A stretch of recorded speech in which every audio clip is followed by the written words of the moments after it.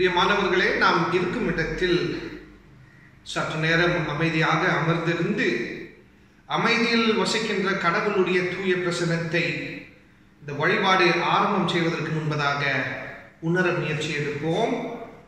சற்று நேரம் அமைதியை காப்போம்.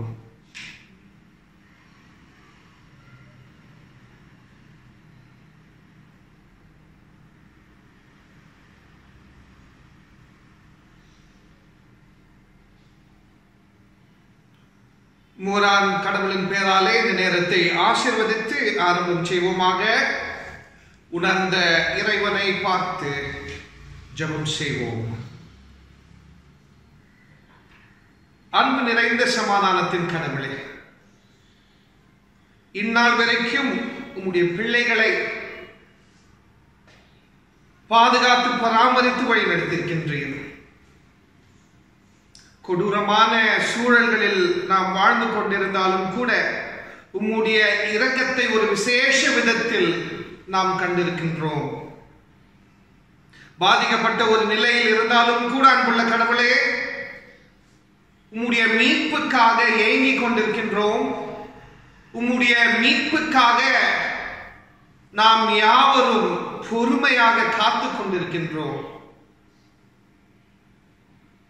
இந்த வழிபாடு நிமித்தம் அன்புள்ள கடவுளே, உம்முடைய அன்பின் சமாதானத்தின் ஆழத்தை அறிந்து கொள்ள, புரிந்து கொள்ள, உம்மை ஒரு புதிய வகையில் பார்க்க, உணர, உள்வாங்க இது ஒரு புதிய வாய்ப்பாக இருக்கும்படி இந்த ஆரம்ப நிலையிலிருந்து முடிவு வரைக்கும் நீர் மட்டும்தான் ஆசீர்வதித்து செயல்பட வேண்டும் என்று மீட்பர் இயேசுவுடைய நாமத்தில் மன்றாடுகின்றோம் அன்புள்ள கடவுளே.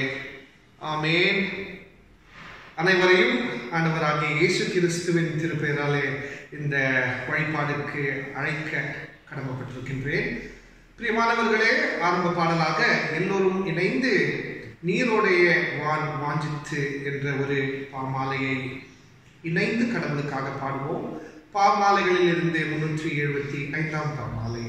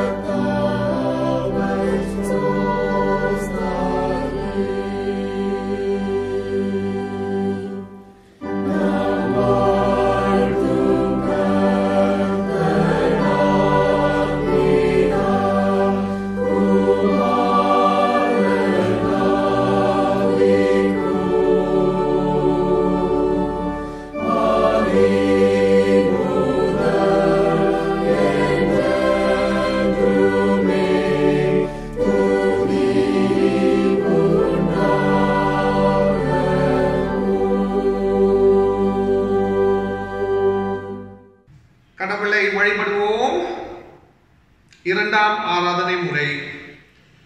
கடவுள் ஆவியாய் இருக்கிறார். அவரை தொழுது கொள்கின்றவர்கள் ஆவியோடும் உண்மையோடும் அவரை தொழுது கொள்ள வேண்டும். நம்முடைய பிதாவாகிய கடவுளாலும் கர்த்தராகிய இயேசு கிறிஸ்துவினாலும் உங்களுக்கு கிருபையும் சமாதானமும் உண்டாவதாக. இது கர்த்தர் உண்டு பண்ணின நாள், இதில் களி கூர்ந்து மகிழ கடவோம். ஆண்டவரே, எங்கள் உதடுகளை திறந்தருளும். அப்பொழுது எங்கள் வாய் உம்முடைய புகழை அறிவிக்கும். பிதாவுக்கும் குமாரனுக்கும் பரிசுத்த ஆவிக்கும் மகிமை உண்டாவதாக. ஆதியிலும் இப்பொழுதும் எப்பொழுதுமான சதா காலங்களிலும் மகிமை உண்டாவதாக. ஆமென். மூன்றாம் கடவுளை போற்றுவோம். சேனைகளின் கடவுளாகிய கர்த்தரே, நீர் பரிசுத்தர், பரிசுத்தர், பரிசுத்தர். வானமும் பூமியும் மகிமையினால் நிறைந்திருக்கின்றன. உன்னதத்திலே ஹோசன்னா. கர்த்தரின் நாமத்தினாலே வந்தவரும் வருகிறமானவர் ஸ்தோத்தரிக்கப்பட்டவர். உன்னதத்திலே ஹோசன்னா. கடவுளே, நீர் பரிசுத்தர். கடவுளே, நீர் பரிசுத்தர். சர்வ வல்லவரே, நீர் பரிசுத்தர். சர்வ வல்லவரே, நீர் பரிசுத்தர். சாவாமை உடையவரே, நீர் பரிசுத்தர். சாவாமை உடையவரே, நீர் பரிசுத்தர். ஆண்டவரே, எங்களுக்காக சிலுவையில் அறைவுண்ட எங்கள் மீட்பரே, எங்கள் மேல் கிருபையாயிரும்.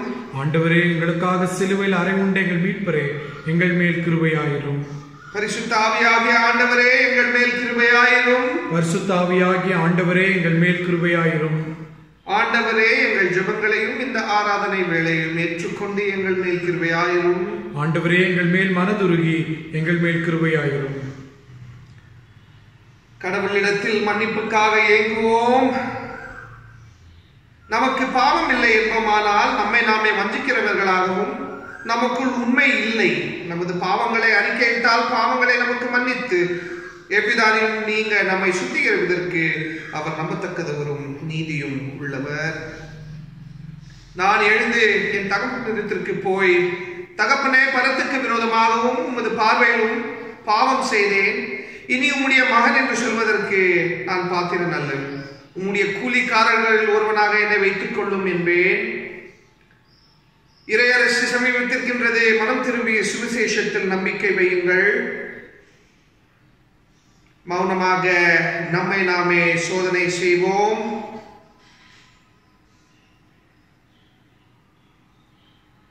சர்வ வல்லமை உள்ள கடவுளிடத்தில் நாம் நமது பாவங்களை தாழ்மையோடு அறிக்கை செய்வோமாக. எல்லோரும் இணைந்து சொல்லலாம். சர்வ வல்லமை உள்ள மிகுந்த இரக்கமுள்ள பிதாவே, தப்பிப்போன ஆடுகளைப் போல நாங்கள் உம்முடைய வழிகளை விட்டு அலைந்து திரிந்தோம். எங்கள் இருதயத்தின் யோசனைகளுக்கும் விருப்பங்களுக்கும் மிகவும் இணங்கி நடந்தோம். உமது பரிசுத்த கற்பனைகளுக்கு விரோதமாய் குற்றம் செய்தோம். செய்யத்தக்கவைகள் செய்யாமல் செய்யத்தகாதவைகளை செய்து வந்தோம். எங்களுக்கு சுகமே இல்லை. ஆனாலும் ஆண்டவரே, தேவரீர் எங்கள் ஆண்டவராகிய இயேசு கிறிஸ்து மூலமாய் மனிதருக்கு அருள் செய்த வாக்குத்தத்தங்களின்படியே நிர்பாக்கியமுள்ள குற்றவாளிகளாகி எங்களுக்கு இறங்கும். தப்பிதங்களை அறிக்கையிடுகிற எங்கள் மேல் பொறுமையாயிரும். பாவத்தின் நிமித்தம் துன்பப்படுகிற எங்களை சீர்படுத்தும். மிகவும் இரக்கமுள்ள பிதாவே, உடைய பரிசுத்த நாமத்துக்கு மகிமை உண்டாகும்படி நாங்கள் இனி தெய்வ பக்தியும் நீதியும் தெளிந்த புத்தியும் உள்ளவர்களாய் நடந்து வர இயேசு கிறிஸ்து நிமித்தம் எங்களுக்கு கிருபை செய்தருளும். ஆமென். கடவுளிடத்தில் இருந்து மன்னிப்பை பெற்றுக் கொள்ளலாம். சர்வ வல்லமையும் மிகுந்த இரக்கமும் உள்ள ஆண்டவர் மன்னிப்பையும் பாவ நிவர்த்தியையும் உங்களுக்கு கட்டளை அருளி வாழ்க்கையை சீர்படுத்துவதற்கான காலத்தையும் தமது பரிசுத்த ஆவியின் கிருபையும் தேற்றுதலும் தந்தருள்வாராக. ஆமென். ஆண்டவரை துதியுங்கள். ஆண்டவர் நாமம் துதிக்கப்படுவதாக. ஆமென். Today's reading is taken from Book of Isaiah, chapter 40, verses 25 to 31. To whom then will you liken me? Or who is my equal? Says the Holy One. Lift up your eyes and look to the heavens. Who has created it all? He who leads out the stars, host in order, and calls each of them by name. So mighty is his power, so great is his strength, that not one of them is missing. How can you say, O Jacob? How can you complain, O Israel? My way is hidden from the Lord, and my right are ignored by my God. Have you not known? Have you not heard? The Lord is the everlasting God, the creator of the ends of the earth.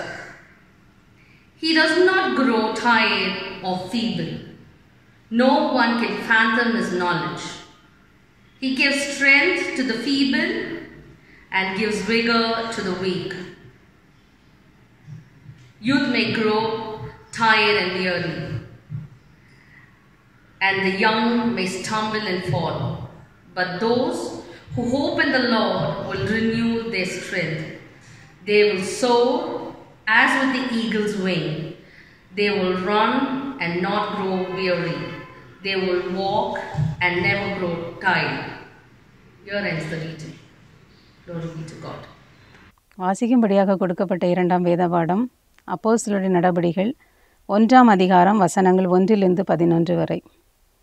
தெயோப்பிலுவே, இயேசுவானவர் தாம் தெரிந்து கொண்ட அப்போஸ்தலருக்கு பரிசுத்த ஆவியினாலே கட்டளையிட்ட பின்பு அவர் எடுத்து கொள்ளப்பட்ட நாள் வரைக்கும் செய்யவும் உபதேசிக்கவும் தொடங்கின எல்லாவற்றையும் குறித்து முதலாம் பிரபந்தத்தை உண்டு பண்ணினேன். அவர் பாடுபட்ட பின்பு 40 நாளளவும் அப்போஸ்தலருக்கு தரிசனமாகி தேவனுடைய ராஜ்யத்துக்குரியவைகளை அவர்களுடனே பேசி அநேகம் தெளிவான திஷ்டாந்தங்களினாலே அவர்களுக்கு தம்மை உயிரோடு இருக்கிறவராக காண்பித்தார். அன்றியும் அவர் அவர்களுடனே கூடி வந்திருக்கும் போது அவர்களை நோக்கி, யோவான் ஜலத்தினாலே ஞானஸ்நானம் கொடுத்தான். நீங்கள் சில நாளுக்குள்ளே பரிசுத்த ஆவியினாலே ஞானஸ்நானம் பெறுவீர்கள். ஆகையால் நீங்கள் எருசலேமை விட்டு போகாமல் என்னிடத்தில் கேள்விப்பட்ட பிதாவின் வாக்குத்தத்தம் நிறைவேற காத்திருங்கள் என்று கட்டளையிட்டார். அப்பொழுது கூடி வந்திருந்தவர்கள் அவரை நோக்கி, ஆண்டவரே, இக்காலத்திலா ராஜ்யத்தை இஸ்ரவேலுக்கு திரும்ப கொடுப்பீர் என்று கேட்டார்கள். அதற்கு அவர், பிதாவானவர் தம்முடைய ஆதீனத்திலே வைத்திருக்கிற காலங்களையும் வேலைகளையும் அறிகிறது உங்களுக்கு அடுத்ததல்ல. பரிசுத்த ஆவி உங்களிடத்தில் வரும்போது நீங்கள் பலனடைந்து எருசலேமிலும் யூதேயா முழுவதிலும் சமாரியாவிலும் பூமியின் கடைசி பரியந்தமும் எனக்கு சாட்சிகளாய் இருப்பீர்கள் என்றார். இவைகளை அவர் சொன்ன பின்பு அவர் பார்த்து கொண்டிருக்கையில் உயர எடுத்து கொள்ளப்பட்டார். அவர்கள் கண்களுக்கு மறைவாக ஒரு மேகம் அவரை எடுத்து கொண்டது. அவர் போகிற போது அவர்கள் வானத்தை அண்ணாந்து பார்த்து கொண்டு இருக்கையில், இதோ வெண்மையான வஸ்திரம் தரித்தவர்கள் 2 பேர் அவர்கள் அருகே நின்று, கலிலேயராகிய மனுஷரே, நீங்கள் ஏன் வானத்தை அண்ணாந்து பார்த்து நிற்கிறீர்கள்? உங்களிடத்து நின்று வானத்துக்கு எடுத்து கொள்ளப்பட்ட இந்த இயேசுவானவர் எப்படி உங்கள் கண்களுக்கு முன்பாக வானத்துக்கு எழுந்தருளி போனாரோ அப்படியே மறுபடியும் வருவார் என்றார்கள். வாசிக்கும்படியாக கொடுக்கப்பட்ட இரண்டாம் வேத பாடம் வாசித்தாயிற்று. வாசிக்கும்படியாக கொடுக்கப்பட்டுள்ள 3ஆம் வேத பாடம் லூக்கா 24ஆம் அதிகாரம் 44 49 முடிய.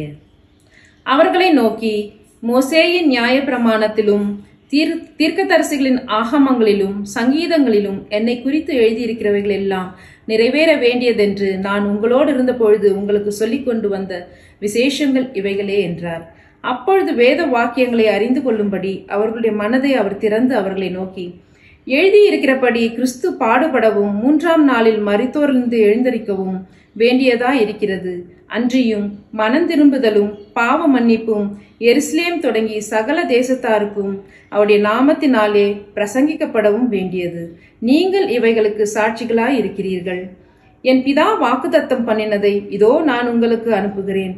நீங்களோ உன்னதத்திலிருந்து வரும் பெலனால் தரிப்பிக்கப்படும் வரைக்கும் எருசலேம் நகரத்தில் இருங்கள் என்றார் என்பது. வாசிக்கும்படியாக கொடுக்கப்பட்ட சுவிசேஷ வேத பாடம் வாசித்து முடிந்தாயிற்று. அருள்நிலைக்கு முன்பதாக எல்லோரும் இணைந்து ஆவியே அருளுமே சுவாமி என்ற கீர்த்தனையை எல்லோரும் இணைந்து பாடுவோம். கீர்த்தனைகளிலிருந்து 99வது கீர்த்தனையை எல்லோரும் இணைந்து கடவுளுக்காக பாடுவோம்.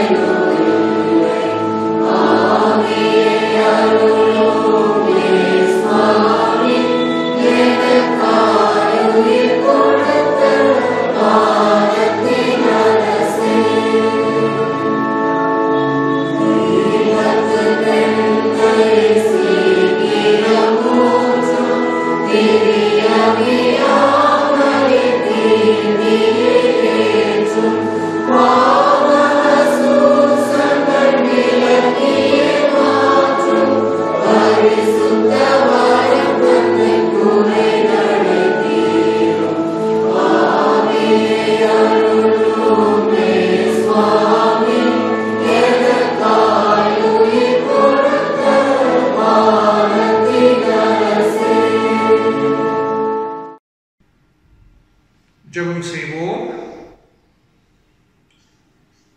அன்பு நிறைந்த சமாதானத்தின் கடவுளே, படிக்கப்பட்ட பகுதிகளுக்காக உமக்கு கொடான கோடி நன்றி.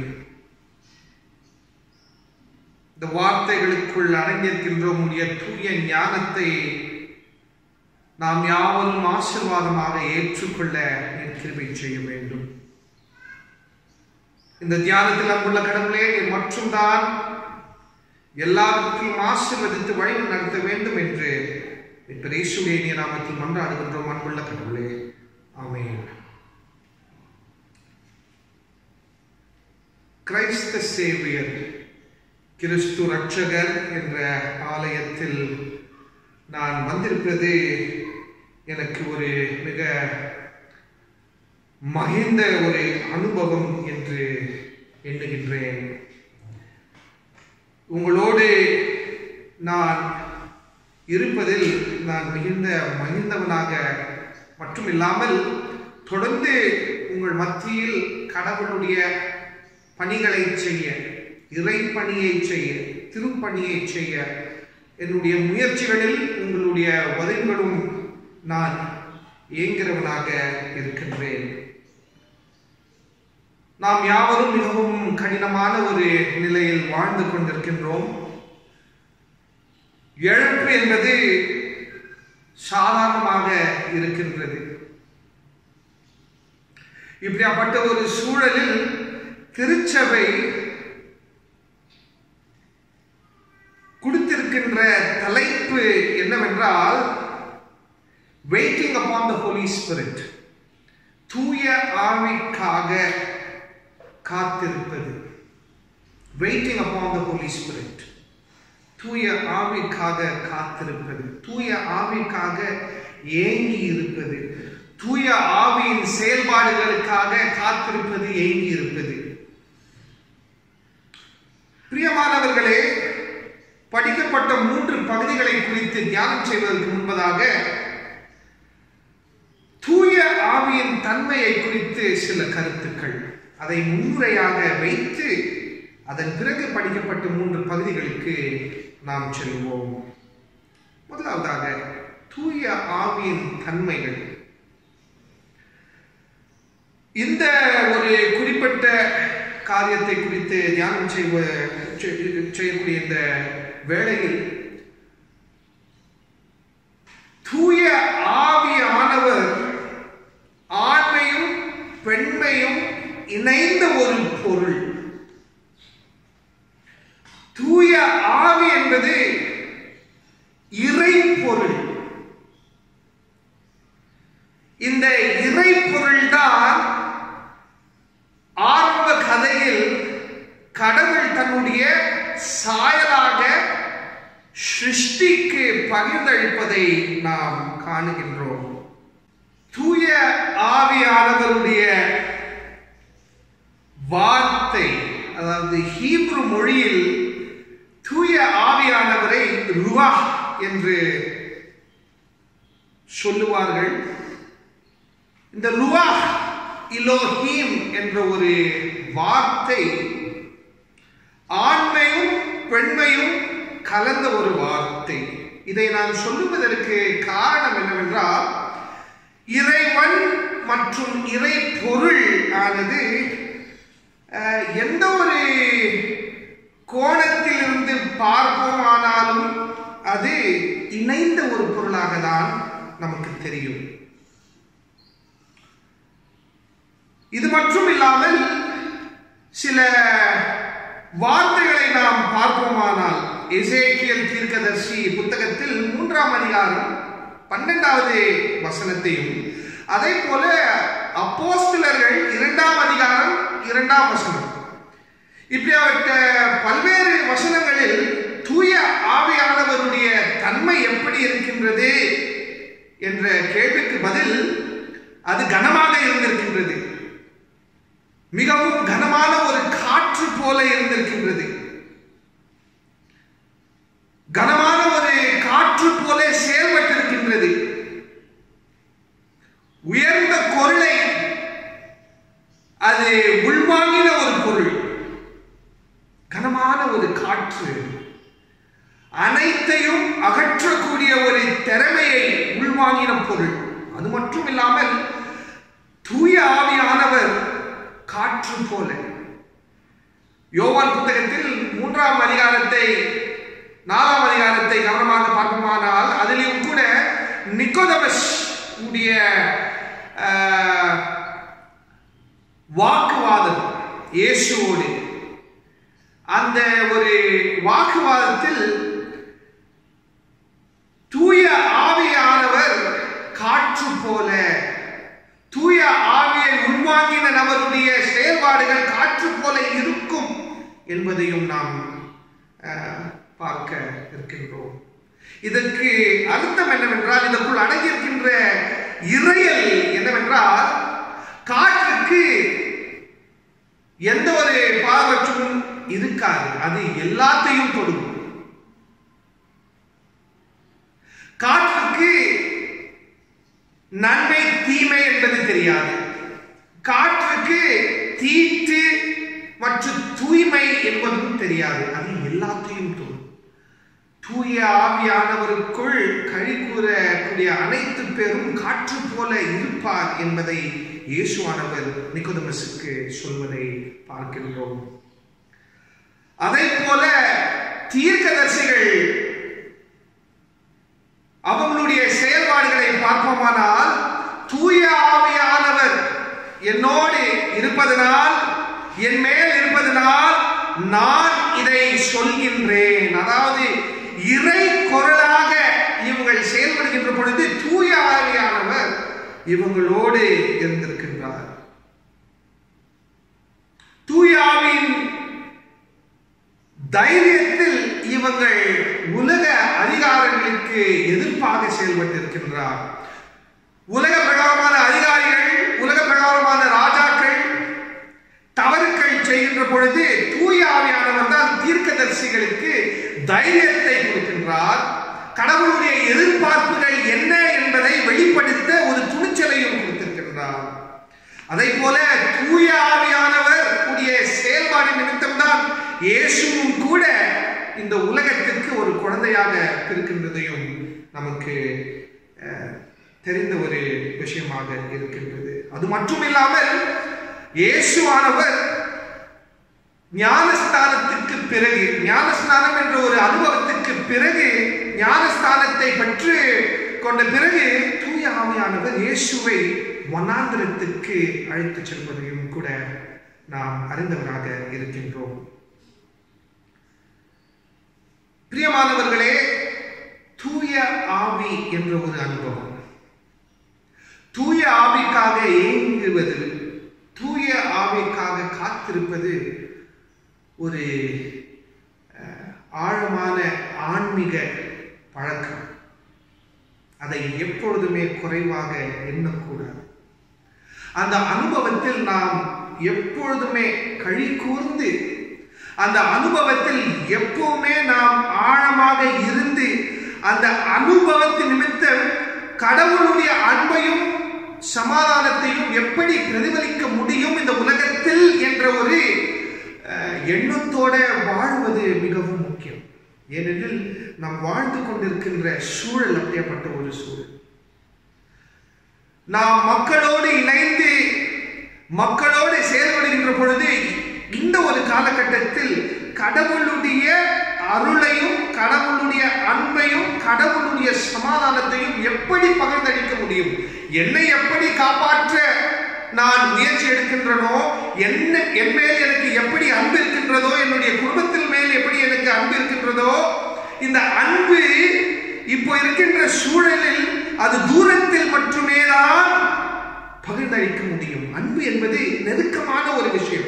ஆனால் அதே அன்பு இப்பொழுது தூரத்தில் நாம் பகிர்ந்தளிக்க வேண்டும் என்ற ஒரு கட்டாயத்தில் வாழ்ந்து கொண்டிருக்கின்றோம். இப்படியாப்பட்ட ஒரு கடினமான சூழலில் தூய ஆவிக்காக ஆவிக்காக ஏங்கி தூய ஆவிக்குள் கழி கூர்ந்து செயல்படுகின்ற பொழுது கடவுளுடைய அன்பையும் சமாதானத்தையும் ஒரு விசேஷ விதத்தில் நாம் பகிர்ந்தளிக்க கூடியவர்களாக இருக்க வேண்டும்.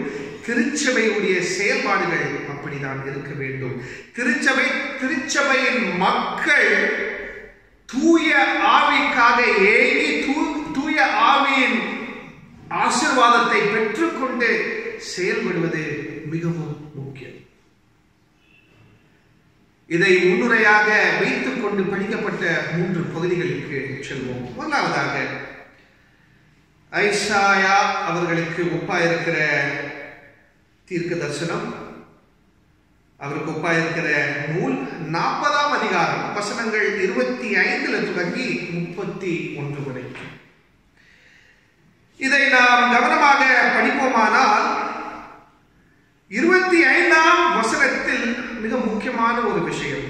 அது என்னவென்றால், who is my equal, எனக்கு சமமாக இருக்கக்கூடிய பொருள் எது என்று ஒரு கேள்வி.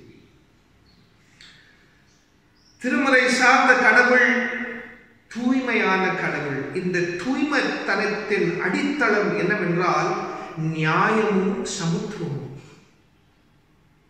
நியாயம் மிகவும் முக்கியமாக. இந்த ஒரு பார்வையில் கடவுளை இங்க பார்க்கின்ற பொழுது கடவுள் கேட்கின்ற ஒரு கேள்வி என்னவென்றால், எனக்கு சமமாக இருக்கின்ற பொருள் எது? அதாவது இந்த கேள்வியை கேட்பதற்கு காரணம் என்னவென்றால், இந்த மக்கள் உலகத்திலேயே கடவுளால் ஏற்றுக்கொண்ட மக்கள் இந்த ஒரு சூழலில் பாதிக்கப்பட்ட ஒரு நிலையில் இருக்கின்றார்கள். பாபிலோனியர்களுடைய அடிமைத்தனத்தில் இருக்கக்கூடிய ஒரு அனுபவம்.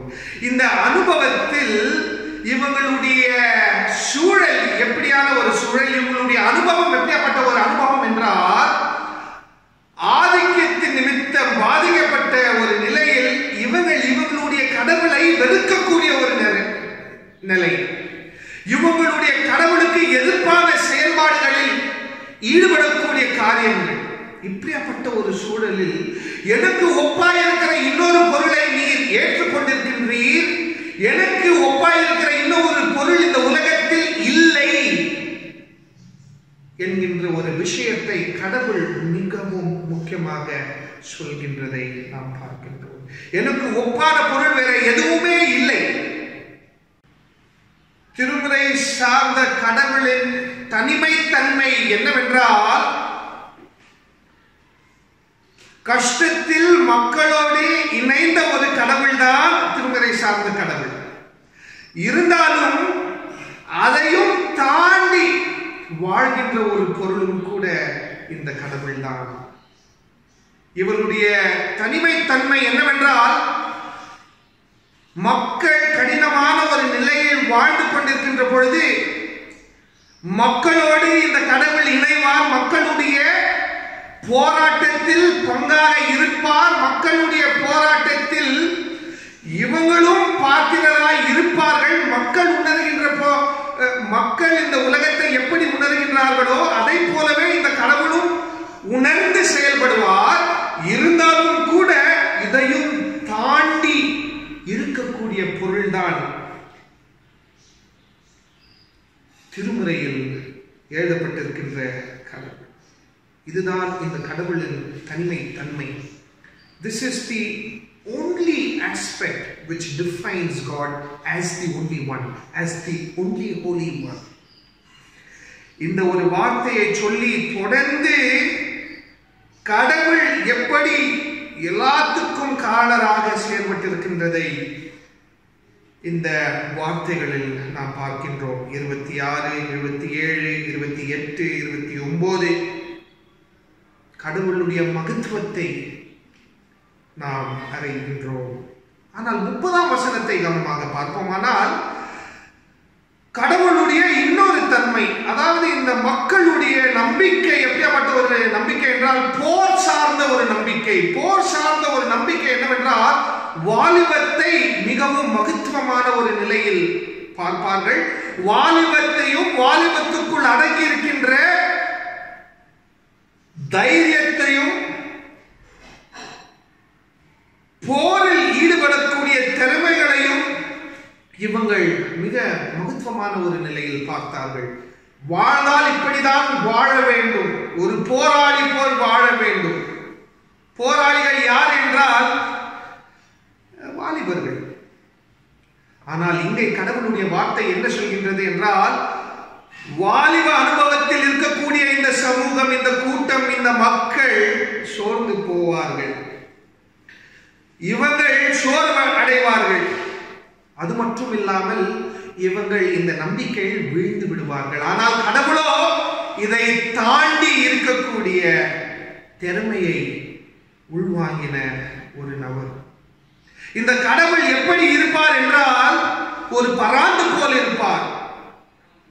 அதாவது பராந்து எப்படி வானத்தில் மேகத்துக்கு மேல பறக்கக்கூடிய ஒரு திறமையை உள்வாங்கின ஒரு பறவை, அதுதான் பராந்து. பராந்துடைய முக்கியத்துவம், பராந்துடைய தனிமைத்தன்மை என்னவென்றால், மேகத்துக்கு மேல பறக்கக்கூடிய ஒரு பிராணி. அது பறக்க இருக்க வேளையில் அது மற்ற பறவைகள் போல் தன்னுடைய சிறகுகளை தொடர்ந்து உபயோகிக்காது. காற்றில் காற்றாக இருக்கும், காற்றுக்குள் மெதுநில போல இருக்கும். ஒரு மீன் எப்படி தண்ணிக்குள் இருக்கின்றதோ அதே போல இந்த பறவை, இந்த ஒரு குறிப்பிட்ட பறவை காற்றுக்குள் மெதுங்கி இருக்கின்றது. கடவுளும் கூட அப்படிதான். நீங்கள் சோர்வு அடைவீர்கள், ஆனால் கடவுள் சோர்வு அடைய மாட்டார். கடவுள் மேகத்துக்கு மேல வாழ்கின்ற ஒரு பொருள். ஆகையினால்தான் உங்களுடைய ஏக்கங்கள், உங்களுடைய எதிர்பார்ப்புகள் இப்படியாப்பட்ட ஒரு பொருள் மேல் இருக்க வேண்டும். இறை பொருளை நீங்கள் நம்ப வேண்டும், இறைவனை நீங்கள் நம்ப வேண்டும். இறைவன் மட்டும்தான் நம்பிக்கையின் தூண், இறைவன் மட்டும்தான் எதிர்காலத்தின் சின்னம், இறைவன் மட்டும்தான் மீட்புக்குரிய பொருள், இறைவனுக்குள் மட்டும்தான் அன்பும் சமாதானமும் மீட்பும் இருக்கின்றது என்ற ஒரு நம்பிக்கைக்குள் நீங்கள் வந்துவிட வேண்டும். உங்களுடைய ஒடுக்கப்பட்ட நிலையில் ஒடுக்கக்கூடியவர்களுடைய கடவுளையும் அதிகாரத்தையும் நீங்கள் மேன்மையாக யோசித்து அதை கடவுளுக்கு ஒப்பாய வைக்க வேண்டாம். பிரியமானவர்களே, நாமும் கூட வாழ்ந்து கொண்டிருக்கின்ற சூழல் இப்படிப்பட்ட ஒரு சூழல் தான், பாதிக்கப்பட்ட ஒரு சூழல். பாதிக்கப்பட்ட சூழலில் ஒரு கோரமான உண்மை என்னவென்றால், பாதிப்பை நாம் உள்வாங்கி பாதிப்புக்குள் நாங்கள் வாழ்ந்து விடுவோம். பாதிப்பை தாண்டி யோசிக்கக்கூடியவர்களும் கூட ஒரு ஆழமான அனுபவத்தில் அந்த பாதிப்புக்குள் முழுகி விடுவார்கள். ஆனால் கடவுளோ அதை தாண்டி இருக்கின்றார். வாழக்கூடிய அனைத்து திறமைகளையும் கடவுள் கொடுத்திருக்கின்றார். வாழ்வதற்காகவே கடவுள் செயல்படுகின்றார். பிரியமானவர்களே, ஒரு முக்கியமான இறையியல் கருத்து என்னவென்றால், மனிதனை சிருஷ்டியாக சிருஷ்டித்து அந்த மனிதனுக்குள் கடவுளுடைய மூச்சு காற்றை ஆசீர்வாதமாக கொடுத்தார். அதுதான் தூய ஆவி, அதுதான் ரூஹ். நமக்குள் தூய ஆவியானவர் இருக்கின்றார். இப்பொழுதோ அந்த மூச்சு காற்றுக்காக ஏங்கிக் கொண்டிருக்கின்றோம். மூச்சு காற்று இல்லாமல் தவித்துக் கொண்டிருக்கின்றோம். மூச்சு காற்று இல்லாமல் மரணத்தை உணர்ந்தவர்களாக இருக்கின்றோம். மரணத்தை உணரக்கூடிய சமூகமாக மாறிவிட்டோம். இந்த உலகமே மூச்சு காற்றுக்காக ஏங்கிக் கொண்டிருக்கின்றது. மிகவும் முக்கியமாக நம் நாட்டில் மூச்சு காற்றுக்காக ஏங்கிக் கொண்டு, மூச்சு காற்று இல்லாமல் தவித்துக் கொண்டு, மூச்சு காற்று இல்லாமல் மரித்து போனவர்கள் பல பேர். இந்த அனுபவத்தில் இறையல் இருக்கின்றதா என்ற ஒரு கேள்விக்கு பதில் இறையல் இருக்கின்றது. இந்த இறையல் கருத்து என்னவென்றால், கடவுள் கொடுத்த மூச்சு காற்றை நாம் காக்க, அந்த மூச்சு காற்றை எப்படி உபயோகிக்க வேண்டும் என்ற ஒரு விஷயத்தையும் கூட உணரக்கூடிய ஒரு சூழலில் தான் நாம் இருக்கின்றோம். பிரியமானவர்களே, மூச்சு காற்றுக்கு எதிர்ப்பான செயல்பாடுகள் இருக்கின்றது. உலக பிரகாரமாக மக்களோ, மிகவும் முக்கியமாக இறை மக்கள், கடவுளை நம்புகின்ற மக்கள், இந்த மூச்சு காற்றுக்கு சொந்தக்காரர் கடவுள், கடவுள் கொடுத்த இந்த ஒரு பொருள், ஆசீர்வாதக்கூடிய ஒரு பொருள், இதை மிகவும் கவனமாக பார்க்க வேண்டும், இதை பகிர்ந்தளிக்க வேண்டும். அதாவது விஷயம் என்னவென்றால், நான் தெம்பாக இருக்கின்றேன், நான் தெம்போடு இருக்கின்ற பொழுது இந்த தெம்பை நான் பாதிக்கப்பட்டவர்களுக்காக உபயோகிக்க வேண்டும் என்ற ஒரு ஆழமான பக்தி நமக்குள் இருக்க வேண்டும். இதை உணர்ந்தால் மட்டும்தான் கடவுள் உடைய அனுபவத்தில் இருக்கக்கூடியவர்களாக நாம் இருப்போம். இறைநிலை இதுதான். ஒவ்வொருத்தருக்குள் அடங்கி இருக்கின்ற தனிமைத்தன்மையை நாம் பகிர்ந்தளிக்கக்கூடிய ஒரு சூழலில் வாழ்ந்து கொண்டிருக்கின்றோம். கடவுள் எப்படி வாழ்ந்தாரோ அப்படி நாமும் வாழ முடியும். கடவுள் எப்படி மூச்சு காற்றை பகிர்ந்தளித்தாரோ அப்படியே நாமும் கூட மற்றவர்களுக்கு பகிர்ந்தளிக்க முடியும் என்ற ஒரு நம்பிக்கையில் செயல்படுவது மிகவும் முக்கியம். இரண்டாவதாக, பிரியமானவர்களே, படிக்கப்பட்ட பகுதியில் அப்போஸ்தலர்கள் 1ஆம் அதிகாரம் வசனங்கள் 1 தொடங்கி 11 வரைக்கும். அப்போஸ்தலர் 1ஆம் அதிகாரம் வசனங்கள் 1 தொடங்கி 11 வரைக்கும். இந்த பகுதியில் மிகவும் முக்கியமாக 8ஆம் வசனத்தை பார்ப்போம். 8ஆம் வசனத்தில் பார்ப்போமானால், தூய ஆவியின் வல்லமை, தூய ஆவியின் வல்லமையை பெற்றுக்கொண்டவர்களாக இயேசுடைய சீடர்கள் எருசலேம் மற்றும் அந்த சுற்று சூழலில் இவர்கள் செயல்பட வேண்டும் என்பதை, அதாவது தூய ஆவியானவருடைய ஆற்றுதல், தூய ஆவியானவருடைய வல்லமையை பெற்றுக்கொண்டவர்கள் இவர்கள். பெற்றுக்கொண்ட இவர்கள் எருசலேம் பட்டணத்தில் செயல்பட வேண்டும். அந்த எருசலேம் பட்டணத்து மற்ற ஊர்கள், சமாரியா, ஜுதேயா, இப்படிப்பட்ட ஒரு இடத்தில் இவர்கள் செயல்பட வேண்டும். இதை குறிப்பாக எதற்காக சொல்லப்பட்ட இருக்கின்றது, எதற்காக இந்த குறிப்பிட்ட இடங்கள் பேர் எழுதப்பட்டிருக்கின்றதை நாங்கள் சற்று நேரம் தியானிப்போம். எருசலேம் பட்டணம் கடவுளுக்கு எதிர்ப்பாக செயல்பட்ட ஒரு இடம். அந்த இடத்தின் பொருள் என்னவென்றால் கடவுளுடைய சமாதானம். It is the place of peace. இறை சமாதானத்துக்குரிய ஒரு பட்டணம். இறை சமாதானத்தை அகற்றக்கூடிய ஒரு செயல்பாடுகளில் தான் வரலாற்றில் அது செய்து கொண்டு வந்திருக்கின்றது.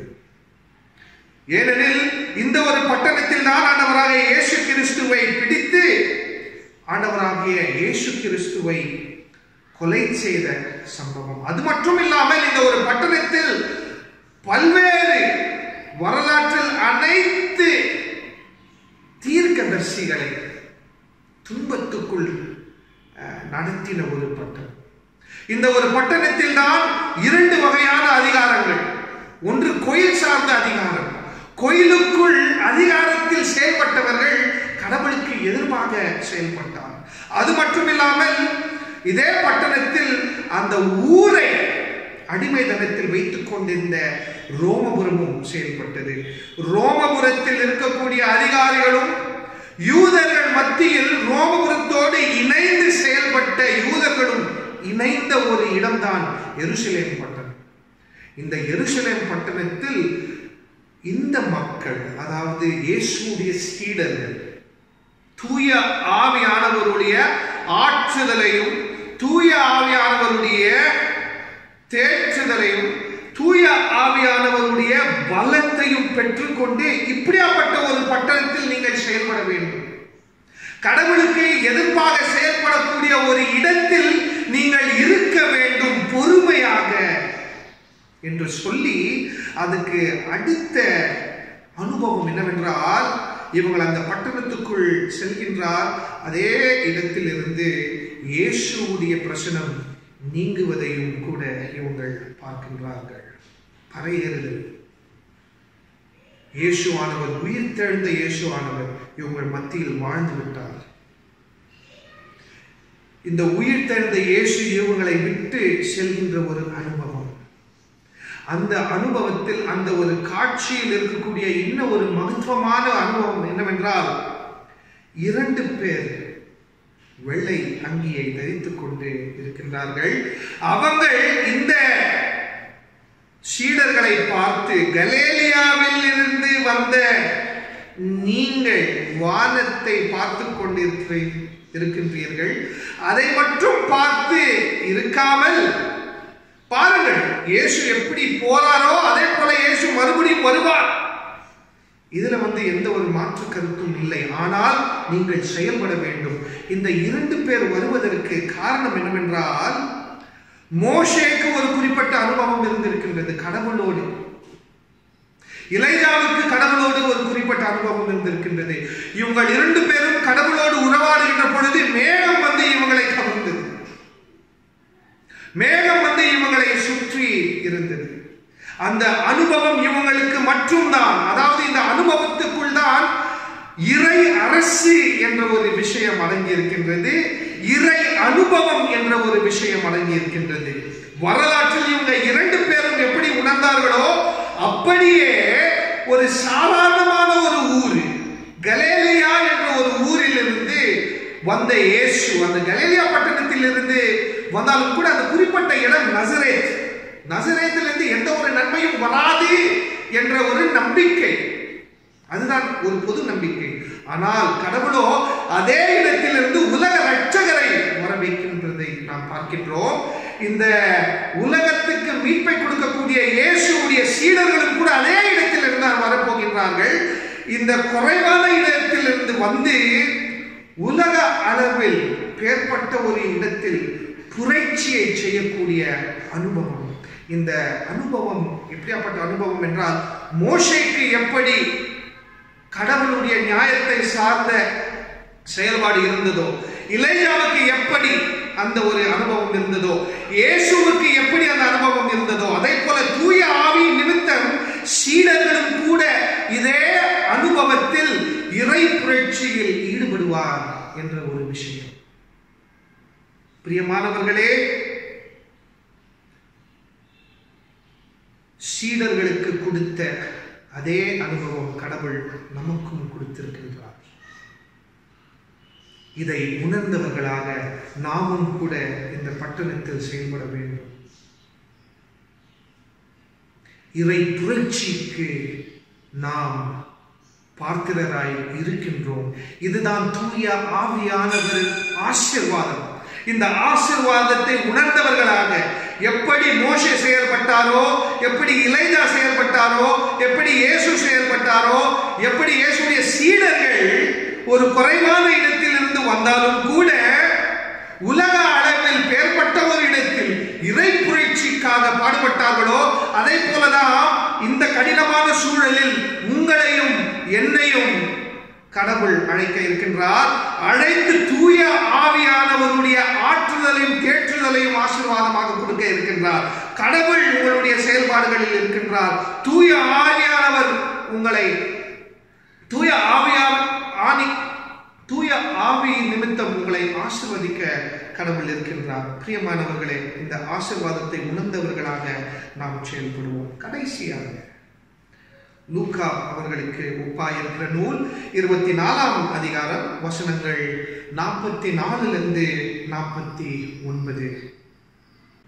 பிரியமானவர்களே, இந்த பகுதியில் 46 49 வரைக்கும் சற்று ஆழமாக சிந்திப்போம். 46ஆம் வசனத்தை பார்ப்போமானால், மெஸ்ஸையா குறித்து எழுதப்பட்டிருக்கின்றது. இந்த மெஸ்ஸையாவுடைய செயல்பாடு எப்படியாப்பட்ட ஒரு செயல்பாடு என்றால், மெஸ்ஸையா என்ற ஒரு நபர் சாதாரண மக்கள், ஒடுக்கப்பட்ட மக்கள், சாதாரண மக்கள் எப்படி பாதிப்பை உணர்ந்தார்களோ அதே போல இந்த மெஸ்ஸையாவும் கூட பாதிப்பை உணர்வார், பாடுகளை உணர்வார். அது மட்டும் இல்லாமல் 3 நாள் மரணம் என்ற ஒரு அனுபவத்தில் இருக்கின்றார் என்ற ஒரு விஷயம். இதை இன்னும் ஆழமாக சிந்திக்க வேண்டும் என்றால், அப்போஸ்தலர் விசுவாச பிரமாணம், நிச்சய விசுவாச பிரமாணம், நம்முடைய விசுவாச பிரமாணங்களில் பாதாளத்துக்கு இறங்கி என்ற ஒரு கருத்து எழுதப்பட்டிருக்கின்றது. பாதாளத்துக்கு இறங்கி உலக ரட்சகர் மெஸ்ஸையானவர் பாதாளத்துக்கு என்னத்திற்கு இறங்க வேண்டும்? அதாவது வரலாற்று நம்பிக்கை எப்படிப்பட்ட ஒரு நம்பிக்கை என்றால், ஒரு குறிப்பிட்ட பகுதி, அந்த குறிப்பிட்ட பகுதிக்கு மீட்பு என்பது இல்லை. பாதாளம் என்ற ஒரு அனுபவத்தில் மீட்பு இல்லை என்று கருதப்பட்டு இருந்தது. அதே கருத்தோடு தான் நாம் இப்பொழுதும் கூட வாழ்ந்து கொண்டிருக்கின்றோம். ஆனால் இயேசுவுடைய அனுபவத்தில், இயேசுவுடைய வரலாற்று நிமித்தம் நாம் இந்த உலக வரலாற்றை பார்ப்போமானால், பாதாளத்துக்கு இறங்கின ஒரு நபன் இயேசு மட்டுமே தான். மீட்பு என்பது பாதாளத்துக்கும் இறங்க வேண்டும். எங்கே மீட்பு என்பது போகக்கூடாது என்று நீங்கள் உணர்ந்து எண்ணி செயல்பட்டுக் கொண்டிருக்கின்றீர்களோ, ஆனால் கடவுளுடைய பார்வையில் இப்படியாப்பட்ட ஒரு இடமும் கூட மீட்பை உணர வேண்டும் என்பதை இயேசு தன்னுடைய செயல்பாடு நிமித்தம் காண்பிக்கின்றார். பாடு மட்டும் இல்லாமல், கொடூரமான ஒரு அனுபவம் மட்டும் இல்லாமல், மரணம் மட்டும் இல்லாமல், பாதாளத்திற்கு இறங்கி மீட்பின் செய்திகளை கொடுத்த ஒரே நபர் இயேசு மட்டும்தான். ஆகையினால்தான் 47ஆம் வசனத்தை படிப்போமானால், மன்னிப்பும் மற்றும் மாற்றுதலும் இயேசுக்கு மட்டுமேதான். இந்த இரண்டு உரிமையை பெற்றுக்கொண்ட இயேசு எருசலேமில் செயல்பட்டிருக்கின்றார். அதே போலவே நீங்களும் எருசலேமில் செயல்படுவீர்கள்.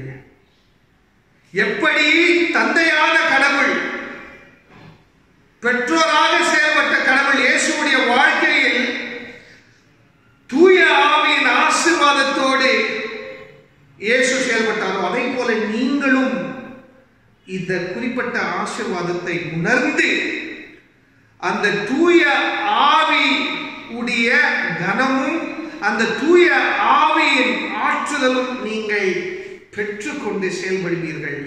இந்த ஆசீர்வாதம் கடவுளிடத்திலிருந்து வந்த ஒரு ஆசீர்வாதம். It is from above.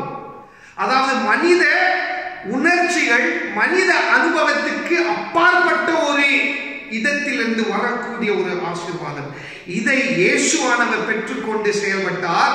இயேசுவானவர் எப்படி இந்த ஆசீர்வாதத்தை பெற்றுக்கொண்டு சாதாரண ஒரு நிலையில் மற்றும் இறைப்பணி செய்யாமல் பாதாளத்துக்கு எப்படி இறங்கி இறைப்பணியை செய்தார்களோ, அப்படியே நீங்களும் கூட எருசலேமும் கூட ஒரு பாதாளம் தான். எருசலேம் பாதிப்புக்குரிய ஒரு இடம். இப்படியாப்பட்ட ஒரு பாதாளத்தில் நீங்களும் செயல்படுவீர்கள். இயேசு எப்படி செயல்பட்டாரோ, இயேசுவை எந்த ஒரு இடத்தில் கொன்னார்களோ, கொலைக்காரர்களின் ஒரு குகைக்குள் நீங்கள் செயல்படுவீர்கள். இந்த செயலில் ஈடுபடுவதற்கு தூய ஆவியானவரும் கூடிய ஞானமும் ஆற்றுதலும் உங்களோடு இருக்கும். எப்படி இயேசுவுக்கு இருந்ததோ உங்களுக்கும் இருக்கும் என்பதை இயேசு சொல்கின்றது நாம் பார்க்கின்றோம். பிரியமானவர்களே, நம்மளுடைய அனுபவமும் கூட பாதாள ஒரு அனுபவம் தான். வீட்டுக்கு வீடு, தெருவுக்கு தெரு, கோயிலுக்கு கோயில், குடும்பத்துக்கு குடும்பம் மரண செய்தியினால் முழுங்கி இருக்கின்றது. இப்படியாப்பட்ட ஒரு சூழலில் இயேசுவானவர் ஒரு மாற்றத்தை உண்டாக்க இருக்கின்றார். இயேசுவுடைய சீடர்கள் எப்படி எருசலேம் பட்டணத்தில் செயல்பட்டார்களோ, அதே போல நீங்களும் நானும் கூட செயல்பட ஒரு துணிச்சலோடு இருக்க வேண்டும். ஆம், நம்மை நாம் காப்பாற்றிக் கொள்ள வேண்டும். அதை போல மற்ற மக்களும் காப்பாற்றப்பட வேண்டும் என்ற ஒரு உணர்ச்சி இருக்கக்கூடிய உணர்ச்சி இறை உணர்ச்சி. அந்த இறை உணர்ச்சியோடு நாம் யாவரும் வாழ்வோம். அதே உணர்ச்சியில் நாம் கிறிஸ்த சேவியர் என்ற ஒரு குடும்பமாக செயல்படுவோம். கிறிஸ்து ரட்சகர் என்ற ஒரு குடும்பமாக நாம் செயல்படுவோம். தொடர்ந்து கடவுளுடைய ஞானம் மட்டுமே, கடவுளுடைய ஆற்றுதல் மட்டுமே, கடவுளுடைய அன்பு மட்டுமே, கடவுளுடைய சமாதானம் மட்டுமே உங்கள் அனைவரையும் ஆசீர்வதித்து வழிநடத்த என்னுடைய ஜெபங்கள். ஜெபம் செய்வோம். அன்பு நிறைந்த சமாதானத்தின் கடவுளே, இந்த வார்த்தைகளுக்காக உமக்கு கோடான கோடி நன்றி. இந்த வார்த்தைகளின் நிமித்தம் நமக்கு கற்றுக் கொடுத்த விஷயங்களுக்காக உமக்கு கோடான கோடி நன்றி. தொடர்ந்து அன்புள்ள கடவுளே, உம்முடைய ஆலயமாக, உம்முடைய குடும்பமாக, உம்முடைய பிள்ளைகளாக, உம்முடைய சீடர்களாக நாம் இந்த பட்டணத்தில் செயல்பட கிருபை செய்யுங்கள். மன தைரியத்தை கொடுங்கள்.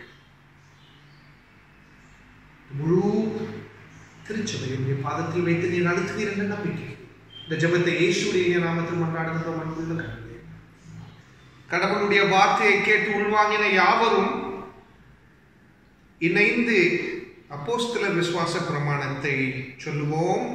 வானத்தையும் பூமியையும் படைத்த சர்வ வல்லமையுள்ள பிதாவாகிய தேவனை விசுவாசிக்கிறேன்.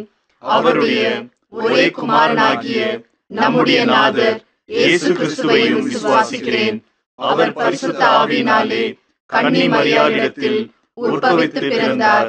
பொந்தியு பிலாத்துவின் காலத்தில் பாடுபட்டு சிலுவையில் அறையுண்டு மரித்து அடக்கம் பண்ணப்பட்டு பாதாளத்தில் இறங்கினார். மூன்றாம் நாள் மரித்தோரிடத்திலிருந்து எழுந்தருளினார். பரமண்டலத்துக்கு ஏறி சர்வ வல்லமையுள்ள பிதாவாகிய தேவனுடைய வலது பாசத்திலே வீற்றிருக்கிறார். அவ்விடத்திலிருந்து உயிருள்ளோரையும் மரித்தோரையும் நியாயம் தீர்க்க வருவார். பரிசுத்த ஆவியையும் விசுவாசிக்கிறேன்.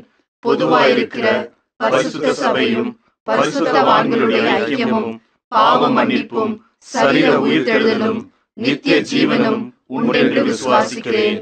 ஆமென். கர்த்தர் உங்களோடு இருப்பாராக. அவர் உமது ஆவியோடும் இருப்பாராக. கர்த்தாவே எங்களுக்கு இறங்கும். கிறிஸ்துவே எங்களுக்கு இறங்கும். கர்த்தாவே எங்களுக்கு இறங்கும்.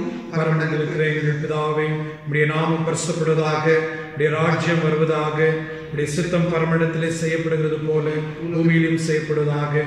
அன்றன்றுள்ள எங்கள் அப்பத்தை எங்களுக்கு இன்று தாரும். எங்களுக்கு விரோதமாய் குற்றம் செய்கிறவர்களை நாங்கள் மன்னிக்கிறது போல எங்கள் குற்றங்களை எங்களுக்கு மன்னியும். எங்களை சோதனைக்குள் பிரவேசிக்க பண்ணாமல் தீமை நின்று எங்களை ரட்சித்தருளும். ராஜ்யமும் வல்லமையும் மகிமையும் என்றென்றைக்கு உடையவைகளே. ஆமென். ஜெபம் செய்வோம். அன்பு நிறைந்த சமாதானத்தின் கடவுளே, இந்த நாளுக்காகவும் இந்த வழிபாடுக்காகவும் இந்த வழிபாடு நிமித்தம் நாம் பெற்றுக்கொண்ட உம்முடைய தூய அருளின் ஆசீர்வாதத்துக்காகவும் உமக்கு கொடான கோடி நன்றி. இந்த ஒரு தருணத்தில் அன்புள்ள கடவுளே, நீர் செய்திருக்கின்ற நன்மைகளுக்காக உமக்கு நன்றி ஏறெடுக்கின்றோம். அதே போல அன்புள்ள கடவுளே, உம்முடைய மீட்புக்காகவும் உம்முடைய தூய ஆவியின் செயல்பாடுகளுக்காகவும் உம்முடைய தூய ஆவியின் ஆறுதலுக்காகவும் உம்முடைய தூய ஆவியின் பிரசனத்துக்காகவும் ஏங்கிக் கொண்டிருக்கின்ற அனைத்து மக்களுக்காகவும் இந்த நேரத்தில் ஜெபிக்கின்றோம். தனிமைப்படுத்தி மருத்துவ முயற்சிகளில் இருக்கக்கூடிய அனைத்து பேருக்காகவும் மன்றாடுகின்றோம். உம்முடைய தூய பிரசனம் இவங்களோடு இருக்கட்டும். அதை உணர்ந்து கடவுள் மீட்பை கொடுப்பார். மறுபடியும் நான் பொதுநிலைக்கு செல்லுவேன், கடவுளோடு இணைந்திருப்பேன், கடவுளுடைய ஆலயத்தில் வழிபடுவேன், கடவுளுடைய மக்களோடு இணைவேன் என்ற ஒரு திடமான நம்பிக்கையில் இருக்கும்படி கிருபை செய்யுங்கள். அதே போல அன்புள்ள கடவுளே, பாதிக்கப்பட்டவர்களுடைய நலனுக்காக பாடுபட்டுக் கொண்டிருக்கின்ற குடும்பங்களுக்காக ஜெபிக்கின்றோம். குடும்பங்களில் உம்முடைய தூய பிரசன்னம் இருக்கட்டும். உம்முடைய தூய பிரசனத்தை உணர்ந்து இவர்கள் திடமாக கனமாக ஆழமாக உழைக்கும்படி கிருபை செய்யுங்கள். அதே போல அன்புள்ள கடவுளே, மருத்துவமனையில் மருத்துவ முயற்சிகளில் அதே போல பொது வாழ்க்கையில் பொது மக்களுக்காக பொது மக்களுடைய நலனுக்காக பாடுபட்டுக் கொண்டிருக்கின்றவர்களுக்காக ஜெபிக்கின்றோம். அவங்களுடைய நலனை நீர் மட்டும்தான் பாதுகாக்க வேண்டும். எந்த ஒரு நாசமும் மோசமும் இவங்கள் அனைத்து பேரையும் நெருங்காதபடி இவங்களுடைய செயல்பாடுகளின் நிமித்தம் உம்முடைய அன்பையும் சமாதானத்தையும் மக்கள் அறிய புரிய உணர கிருபை செய்யுங்கள். அதை போல அன்புள்ள கடவுளே, கிரைஸ்த சேவியர் என்ற திருச்சபையின் அனைத்து குடும்பங்களில் உம்முடைய அன்பும் சமாதானமும் நிலைத்து நிற்கட்டும். அதை உணர்ந்து குடும்பங்களில் இவங்கள் சந்தோஷமாக கழிக்கூற கிருபை செய்யுங்கள். அதை போல் அன்புள்ள கடவுளே, மறுபடியும் இந்த நிலைமை மாறும். திருச்சபைக்கு நாம் எல்லோரும் செல்லுவோம். இறை மக்களோடு இறை வழிபாடில் இறை வழிபாடில் கலந்து கொள்வோம் என்ற ஒரு நம்பிக்கையில் இவங்கள் யாவரும் வாழ்வடி கிருபை செய்யுங்கள். வயதானவர்களுக்காக ஜெபிக்கின்றோம், தாய்மார்களுக்காக ஜெபிக்கின்றோம், தந்தைகளுக்காக ஜெபிக்கின்றோம், வாலிபர்களுக்காக ஜெபிக்கின்றோம், ஊழியத்தில் ஈடுபட்டிருக்கின்றவர்களுக்காக ஜெபிக்கின்றோம், பொறுப்புகளை ஏற்றுக்கொண்டு செயல்பட்டுக் கொண்டிருக்கின்றவர்களுக்காக ஜெபிக்கின்றோம், பிள்ளைகளுக்காக ஜெபிக்கின்றோம், குழந்தைகளுக்காக ஜெபிக்கின்றோம், குழந்தைகளை பார்த்துக் கொண்டிருக்கின்ற தாய்மார்களுக்காகவும் கூட ஜெபிக்கின்றோம். அன்புள்ள கடவுளே, தொடர்ந்து நீர் மட்டும்தான் அனைவரையும் ஆசீர்வதித்து செயல்பட வேண்டும். மறுபடியும் அன்புள்ள கடவுளே, உம்மை வழிபட நீர் மட்டும்தான் ஆசீர்வதித்து வழிநடத்த வேண்டும். ஆலயத்தையும் இந்த ஆலயத்தின் அனைத்து செயல்பாடுகளையும் இந்த ஆலயத்தில் இருக்கக்கூடிய ஒவ்வொருத்தரையும் தனித்தனியாக பேர் பேராக ஆசீர்வதித்து நீர் வழிநடத்துவீர் என்ற நம்பிக்கையில் இந்த ஜெபத்தை மீட்பர் இயேசுவுடைய இனிய நாமத்தில் மன்றாடுகின்றோம். அன்புள்ள கடவுளே, ஆமேன். எல்லோரும் இணைந்து சொல்லலாம். என் ஆத்துமாவே கர்த்தரை ஸ்தோத்திரி, என் முழு உள்ளமே பரிசுத்த நாமத்தை ஸ்தோத்திரி. என் ஆத்துமாவே கர்த்தரை ஸ்தோத்திரி, கர்த்தர் செய்திருக்கின்ற சகல உபகாரங்களை மறவாதே. ஆமேன். நம்பிக்கையோடு கடவுளுடைய ஆசீர்வாதத்தை பெற்றுக் கொள்ளலாம். 3 பேராக இருந்தாலும் ஒன்றாக வசிக்கின்ற திரியேக கடவுளுடைய அன்பும் சமாதானமும் ஐக்கியமும் வழிநடத்துதலும் இப்பொழுதும் எப்பொழுதும் சதா காலங்களிலும் யாவரோடும் நிலைத்திருப்பதாக. ஆமேன். முடிவு பாடலாக எல்லோரும் இணைந்து பாதை காட்டும் மாயகோவா என்ற பாமாலையை இணைந்து பாடுவோம். பாமாலைகளில் இருந்து 324ஆம் பாமாலையை எல்லோரும் இணைந்து பாடுவோம். பாதை காட்டும் மாயகோவா, பாரதேசியான நான் பலவீனன் அறிவீனன், இவ்வுலோகம் காடுதான். வானகாரம் வானகாரம் தாந்து என்னை போஷியும் தாந்து என்னை போஷியும். ஜீவ தண்ணீர் ஊறும் ஊற்றை நீர் திறந்து தாருமேன். தீப மேக ஸ்தம்பம் காட்டும் வழியில் நடத்துவேன். வல்ல மீட்பர் என்னை தாங்கும் இயேசுவே, என்னை தாங்கும் இயேசுவே.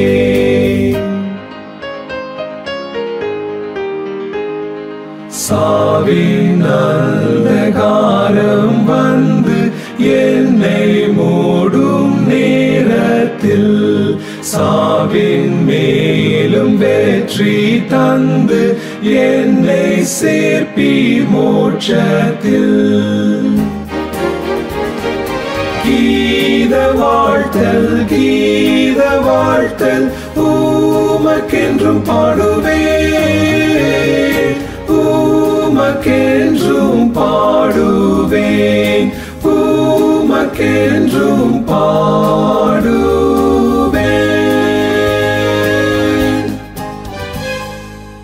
துதி கனம் மகிமையுமக்கே ஓ நீரே ராஜாவே. அல்லேலூயா ஸ்தோத்ரம் ஸ்தோத்ரம் ஸ்தோத்ரமே மிக ஸ்தோத்ரம். துதி கனம் மகிமையுமக்கே ஓ நீரே ராஜாவே.